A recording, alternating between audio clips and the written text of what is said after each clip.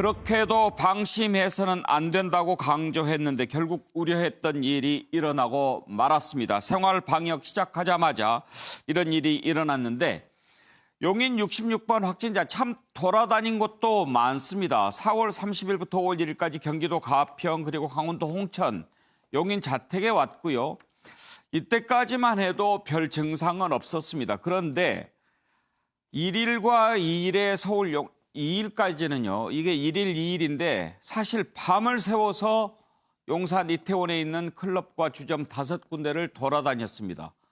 왜 그렇게 또 많이 돌아다녔는지도 모르겠어요. 그런데 이날부터 증세가 나타났습니다.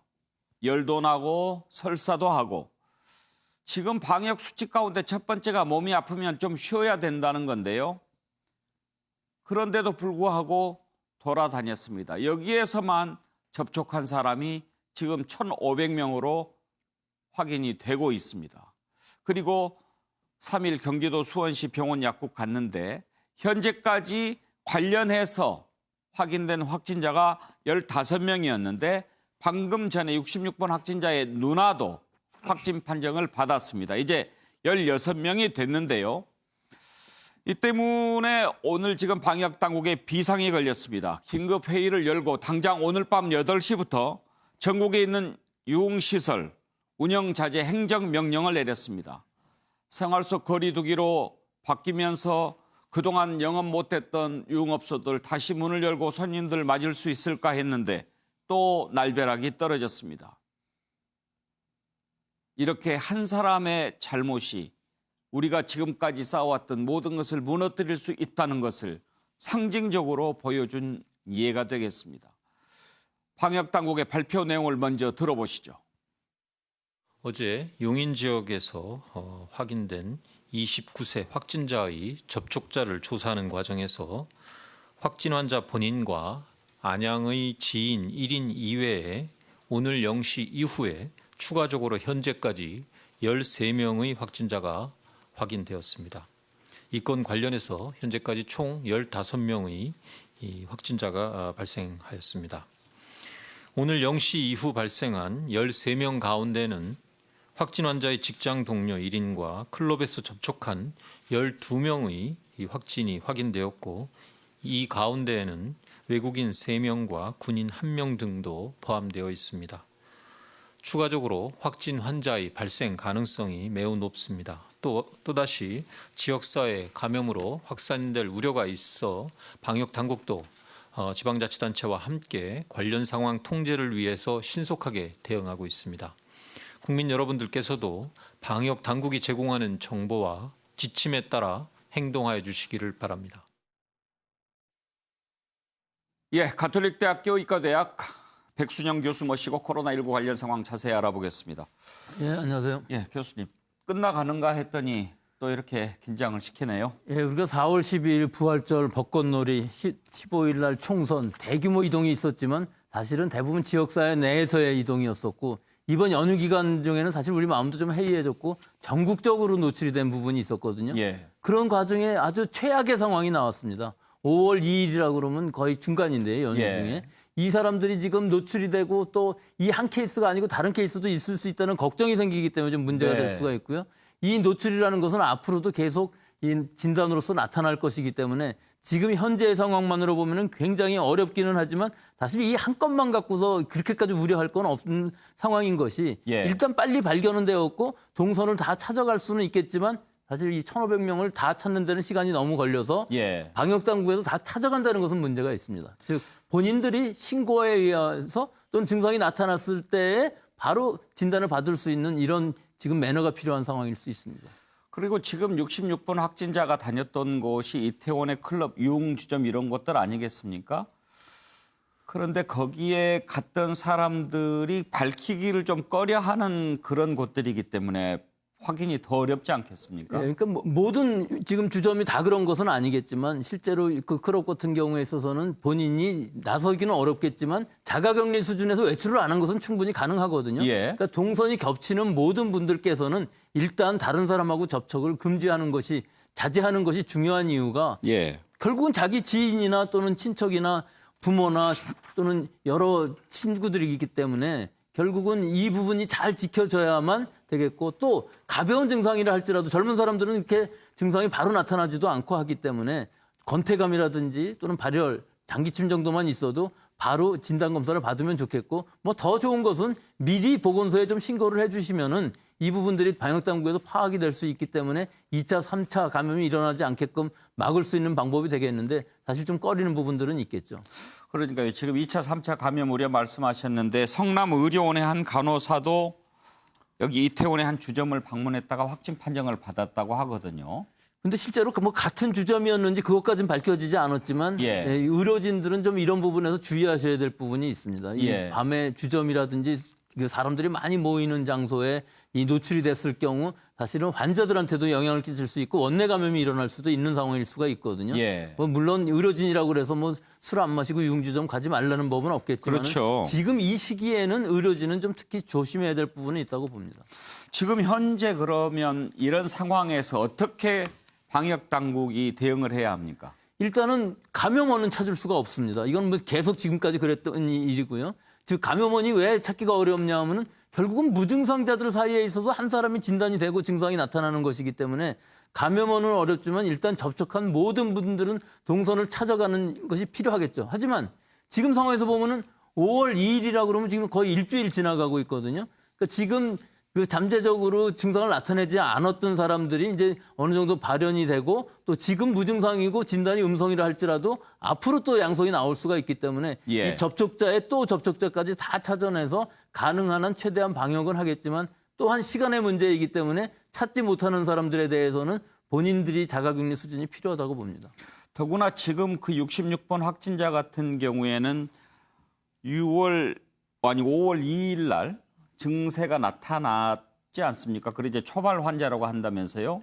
이 바이러스의 무서운 점은 예. 잠복기에 증상이 나타나기 시작하는 시기가 제일 바이러스 분비가 높다고 합니다. 많을 때라고 합니다. 예. 그런데 딱 그날에 지금 걸려 있거든요. 예. 2일 날 새벽에 노출이 됐고 2일 날 저녁 때 증상이 나타났다고 그러니까 아주 왕성하게 바이러스를 만들어내는 시기에 지역사회에 노출이 됐기 때문에 너무 어려운 것이고 지난번들 케이스에 강남의 유흥주점이나 부산이나 경우에 있어서는 사실은 그렇게까지 많은 바이러스를 분비하지 않는 무증상 상태였기 때문에 어느 정도 사실은 해결이 된 부분도 있거든요. 예. 근데 지금 이 상황은 좀 그런 부분에서는 상당히 심각하기는 하지만 그래도 역시 뭐 일반적인 캐주얼한 접촉, 간단한 접촉만 갖고 모든 사람이 감염되는 것은 아니기 때문에 잘 찾아나가면은 이 한 건만은 갖고서 뭐 이 대구 상황처럼 이렇게 악화될 것이라고 보지는 않습니다만은 좀 우려는 깊은 상황인 건 맞습니다. 예. 어느 때보다도 바이러스가 왕성할 때 이렇게 클럽에서 많은 사람들을 접촉했기 때문에 우려가 더 큰 상황입니다. 더군다나 클럽 안에서는 대부분 마스크도 착용하지 않았다고 하는데요. 정은경 질병관리본부장 발표 내용 한번 들어보시죠. 그 용인시 사례를 초발 환자라고 말씀드린 거는 15명의 확진자 중에서 이제 가장 발병이 빠르고 가장 처음 인지된 사례이고 또 어떤 시간적 선후관계를 봤을 때 용인시 사례가 가장 빠른 그런 환자라는 그런 의미고요.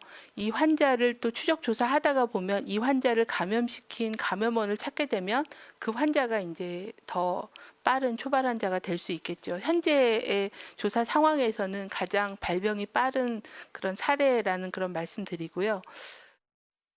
또 해당 유흥시설에서는 마스크를 대기하면서는 썼지만 그 실내 안에 들어가서는 마스크를 착용하지 않은 걸로 확인하고 있어서 굉장히 밀폐되고 아주 밀접한 접촉을 하는 시설에서 아주 밀접한 접촉이 일어났기 때문으로 일단 추정을 하고 있는 상황입니다. 그래서 저희가 가장 우려했던 환기가 잘 안 되는 밀폐된 시설에 아주 밀집한 접촉에 밀도가 높은 그런 위험한 조건들을 다 가지고 있지 않나라고 판단을 하고 있어서 그런 시설, 그런 상황에 대한 관리를 강화하는 게 필요하다라고 생각하고 있고 국민들께서도 그런 시설의 방문을 최대한 자제해 주실 것을 당부를 드립니다. 예, 지금 이런 상황이기 때문에 방역 당국이 아주 긴장하고 있는데요. 일단 감염 경로 또 추가 전파 막기 위해서 동선 확보가 중요한 상황인데 용기찬 변호사 궁금한 게요.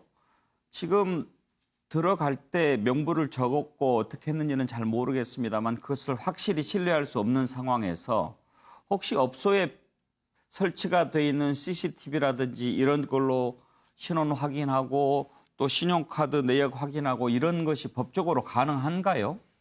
예, 감염법상 협조를 하게 돼 있죠. 예. 그러니까 경찰을 통하거나 유관기관을 통해서 얻어낼 수는 있습니다. 네. 근데 문제는 뭐냐면 아마 어두울 것 같고 실내가 그래서 아마 식별하는데 좀 한계가 있을 것 같고 그게 출입하는 게 그러니까 술집의 종류에 따라서 또 본인 신상에 드러나는 것을 원치 않는 분도 계셔서 그걸 카드 사용을 안 할 수도 있고 또는 전화번호 기재를 본인 번호가 아니고 그렇죠. 그 기재해놓고 나서 바로 그 번호를 걸어서 본인인지 확인하는 확인하지 절차를 거치지 않는 않았을 거예요. 예. 그러면은 신뢰하기 어려운 부분도 있어서 역학적으로 상당히 어려움을 겪을 것 같아요. 예. 일단 정부는 당장 오늘 밤 8시부터 전국의 유흥시설 운영 자제 행정명령을 내리는 긴급 조치를 발동했습니다.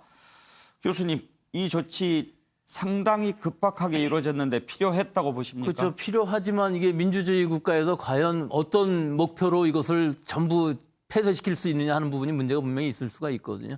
그러니까 이렇게 폐쇄를 시킨다고 그러면 보상 문제가 분명히 생길 예. 수 있고요. 그럼 폐쇄는 시키지 않는다 할지라도 방역을 철저히 하는 부분. 지금 변호사님 말씀하신 것처럼 직접 전화를 해서 번호를 다 확인하면 입장객들은 다 파악은 되는 것이거든요. 또 입장객 수를 제한할 수도 있을 것으로 보이고요. 또 가능한 한 환기 소독을 확실하게 하는 것도 분명히 필요한 부분인데 지금까지는 잘 이루어지지 않고 있던 부분이니까 지금 우리가 민주적인 방역이라고 하니까 전부 문을 닫아라 할 수는 없겠지만 예. 이런 것들을 잘 지킬 수 있도록 행정명령을 아마 할 수 있을 것으로 보입니다. 현근택 변호사, 운영 자제 행정명령이면요. 문 닫아라 하는 겁니까? 아니면 가급적 하지 마세요로 하는 겁니까? 제가 보기에는 자제이기 때문에 예. 하지 말라는 건 아닌 것 같습니다. 왜냐하면 뭐 지금 말씀하신 것처럼 만약에 이거를 전부 운영하지 말아라 전국적으로 한다 그러면 사실은 이걸로 또 생계를 유지하는 분들이 꽤 있거든요. 그동안 계속 못했지 않습니까? 그렇죠. 그렇긴 하지만 그래도 어쨌든 좀 안전한 데서는 해왔는데 이번에 뭐 아마 제가 보기에 또 추가적인 발생하면 뭐 지역 전국적인 아니더라도 예를 들어 지역 단위를 한정한다든지 서울이라든지 아니면 확진자가 나오는 데든 할 수 있겠지만 전국적으로 전부 유흥업소 일체 다 하지 말아라. 그건 제가 보기에 부담도 많이 있을 것 같습니다. 그래요. 방역 당국이 이렇게 긴장하는 것은 당장 지금 생활 속 거리 두기로 전환하면서 13일부터 순차적으로 계약을 하기로 돼 있는 상황이었는데 이렇게 터지다 보니까 아마 더 놀라지 않았을까 싶은데요. 관련된 녹취를 좀 들어보겠습니다. 지금은 무엇보다도 초동 대처가 필요한 시점입니다. 확진자가 방문한 이동 동선에 머물렀거나 접촉하신 분들은 방역 당국, 서울시, 경기도 등의 지자체의 조치에 적극 따라주시기를 바랍니다. 환기가 안 되는 밀폐, 밀집 시설이라면 그곳에서 또한 마스크 착용을 하지 않고 방역 수칙을 준수하지 않았다면 유흥시설, 다중이용시설, 직장, 종교시설, 생활체육시설 어디서나 발생할 수 있는 일이라는 사실을 명심해 주시고 감염병 예방 수칙에 대한 준수와 사회적 거리 두기를 실천해 주시기를 당부를 드립니다.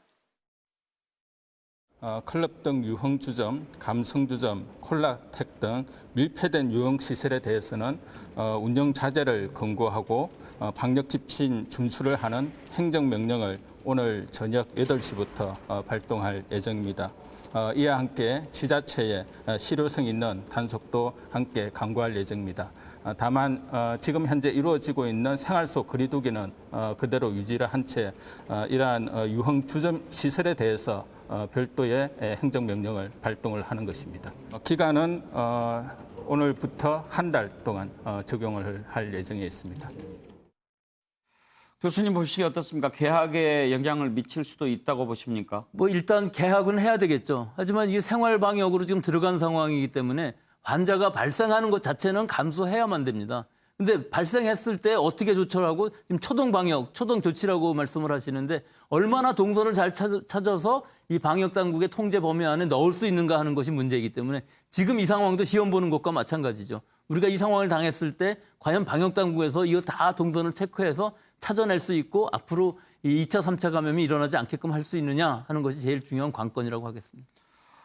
혹시 교수님은 그 이태원의 클럽이라는 데 한번 가보신 적 있으세요? 뭐 수십 년 전에 가보긴 했었는데요. 예. 여기가 뭐 일반적인 사람들이 구경을 많이 가는 곳이기도 해요. 그래서 사실은 뭐 이 갔다고 신고하는 게 그렇게 나쁜 일은 아닐 것 같은데 본인들은 또 그렇게 생각하지 않겠죠. 저는 사실 한 번도 못 가봤는데 궁금한 게요. 왜 이렇게 여러 군데를 막 다녔는지 이해가 안 갑니다. 원래 그렇게 움직이는 곳인가요? 글쎄요, 뭐 저도 그 부분에 박사가 아니라서 잘은 모르겠습니다만 이태원이라는 곳의 이 특성상 보면은 예. 밤을 새면서 젊은 사람들이 여러 곳을 전전하는 것은 사실이기도 하고 예. 또 그 여러 군데에서 전부 밀접한 접촉이 일어나는 것은 아니지만 이 처음 갔었던 이 업소 이 바인 경우에 있어서는 사실은 그 안에서 밀접한 접촉들도 많이 일어나는 상황이기 때문에 좀 꺼려지는 부분들이 분명히 있을 겁니다.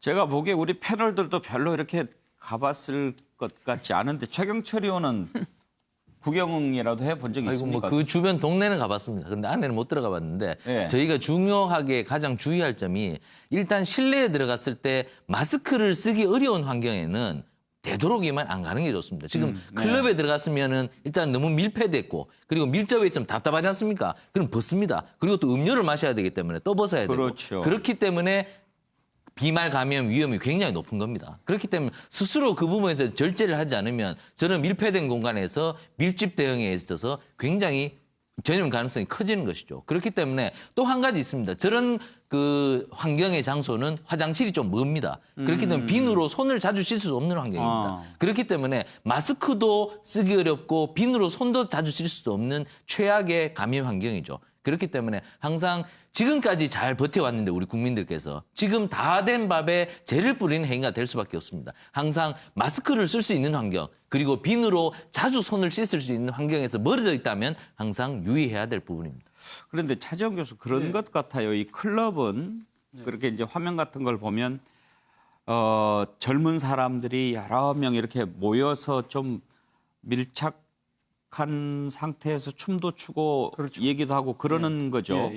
그러면 우리가 이렇게 뭐 단란 주점이라든지 이런 유흥업소와는 좀 다른 형태. 맞습니다. 그러다 보면 더 위험한 그런 네. 장소가 아닌가 싶어요. 아무래도 클럽은 이 소위 말 불특정 다수와의 교류를 위해서 가는 그런 유흥 주점인이라고 생각하면 될 것 같습니다. 그렇기 때문에 그런 클럽에 가는 목적이 그러니까 자신이 잘 모르는 사람들하고 새로운 만남을 계속적으로 지금 그러니까 진행할 수밖에 없는 상황이기 때문에 이 사람하고 이야기를 해보고 또 마음에 안 들면 또 바로 옆에 사람 이런 식으로 계속 옮겨가면서 접촉이 계속 이 동시다발적으로 계속 여러 군데씩 일어날 수밖에 없는 상황이기 때문에 이런 지금 집단 감염의 우려가 높은 상황에서는 상당히 이 지금 이 감염 위험이 커지는 그러한 특수한 환경에 있다는 것이죠. 바로 그 때문에 지금 이 영업 같은 경우도 상당히 자제를 했으면 좋겠다는 그러한 이 이야기를 아마 당국에서 할 수밖에 없는 상황인데 그러나 또 이 클럽이나 이런 쪽에서 입장에서 본다고 한다면 이분들도 상당히 또 어떻게 보면 생계가 걸려 있는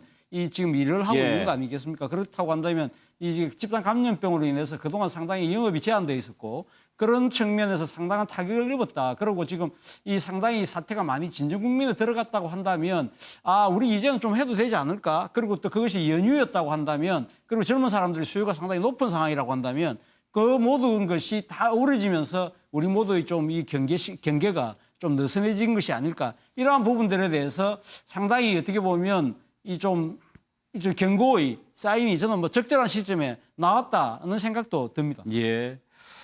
클럽의 운영 형태가 이 코로나19 방역 차원에서는 가장 위험한 형태 아닌가 싶은데요. 그렇죠. 유흥주점, 클럽 이런 것들이 뭐 강남이나 이태원이나 뭐 홍대 앞이나 계속 문제가 돼 왔었고 특히 젊은 사람들이 많이 가기 때문에 퍼진다 할지라도 사실은 조용한 감염으로서 알 수가 없고 누군가가 진단이 돼야만 증상이 나타나야만 알 수 있는 상황이기 때문에 일단 수면 위로 올라왔을 때는 그 밑에가 굉장히 많은 환자들이 있을 수밖에 없는 이런 상황일 수가 있죠. 예. 코로나19와 관련해서 한 가지만 더 살펴보겠습니다. 치명률인데요.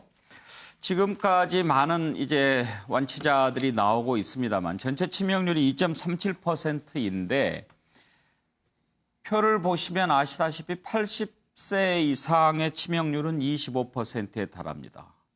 4분 중에 1분은 사망한다는 거죠. 그렇지만 젊을수록 매우 치명률이 낮아지고 20대는 한 명도 없을 정도입니다. 이렇게 코로나19에 걸렸을 때 치명률이 연령에 따라서 큰 차이가 나는데 교수님 역시 면역력 또 견뎌내는 힘 이런 차이가 있겠죠. 그렇죠. 이 코로나19 바이러스의 특징이 기저질환, 고령자에 많이 사망을 하고 특히 젊은 사람들은 굉장히 증상이 약하거나 무증상으로 나타나는 경우도 많이 있기 때문에 사실은 젊은 사람들은 안심할 수가 있는데 근데 꼭 그렇다는 것이 아닌 것이 사이토카인 스톰이라는 것이 있어갖고서 예.